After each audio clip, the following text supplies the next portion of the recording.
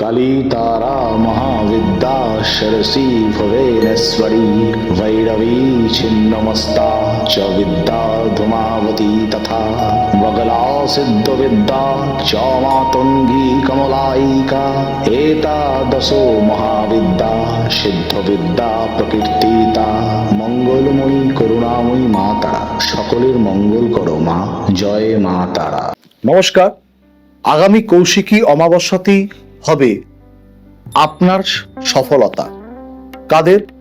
যারা চাকরি ক্ষেত্রে সমস্যার সম্মুখীন, যারা ব্যবসা করতে গিয়ে বিভিন্ন রকমের সমস্যার সম্মুখীন, এছাড়াও যারা বিভিন্ন রকমের পেশাগত জীবনে আছে কিন্তু সেভাবে কিন্তু পেশাগত সাফল্য এখনো পাচ্ছেন না।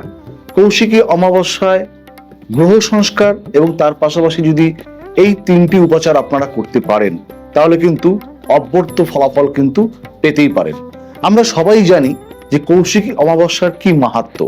এই সময় যদি আমরা চাকরি, ব্যবসা, পেশাগত সাফল্যের জন্য কোনো গ্রহগত সংস্কারের পদক্ষেপ নেই এবং সঠিক শাস্ত্রীয় নিয়মে যদি কোনো প্রতিবিধান যদি গ্রহণ করতে পারি তাহলে কিন্তু ফল কিন্তু অবশ্যই কিন্তু পেতেই পারি। সেটা কিন্তু ইতিহাস বলে।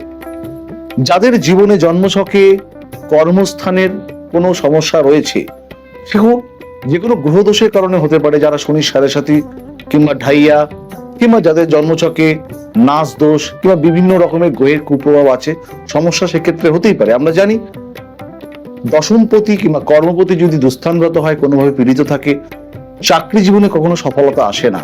ভাগ্যস্থানকেও কিন্তু সেক্ষেত্রে বিচার করতে হবে, একাদশ স্থানকেও বিচার করতে হবে। সপ্তম ভাব থেকে আমরা ব্যবসাটা বিচার করি। যদি সপ্তম স্থানে গ্রহ যদি কোনোভাবে দুস্থানগত হয়, নিচস্থ হয়, পাপক গ্রহ মধ্যগত হয়, তাহলেও কিন্তু ব্যবসা ক্ষেত্র করতে গিয়ে কিন্তু আমরা নানান সমস্যার সম্মুখীন হই। সেক্ষেত্রে আয় এবং ব্যয় কিন্তু ব্যস্তানুপাতিক হয়ে যায়। আমরা কিছু লাভ করতে গিয়ে কিন্তু অনেকটাই কিন্তু ক্ষতি করে ফেলি। এবং তার সাথে সাথে বিভিন্ন পেশাগত জীবনে যারা কারিগরি দক্ষতার মধ্যে রয়েছেন, বিভিন্ন রকমের ডিজিটাল মার্কেটিং, যারা ক্রিয়েটিভ জগতে রয়েছেন, তাদেরও কিন্তু বিভিন্ন রকমের পঞ্চম স্থানে যদি কোনো রকমের সমস্যা থাকে, গ্রহ যদি কুপিত হয়, যদি কোনোভাবে যদি সেই গ্রহ দুস্থানগত হয়, বক্রি হয়, কিংবা যদি কম্বাস্ট হয়, বিভিন্ন রকমের যদি খারাপ অবস্থানে থাকে, যারা ক্রিয়েটিভ জগতের সাথে যুক্ত, পেশা করছেন ক্রিয়েটিভিটির সাথে, তাদের কিন্তু পঞ্চম স্থান কিন্তু দেখতেই হবে, বিচার করতেই হবে, তার সাথে ভাগ্যভাব এবং কর্মভাব।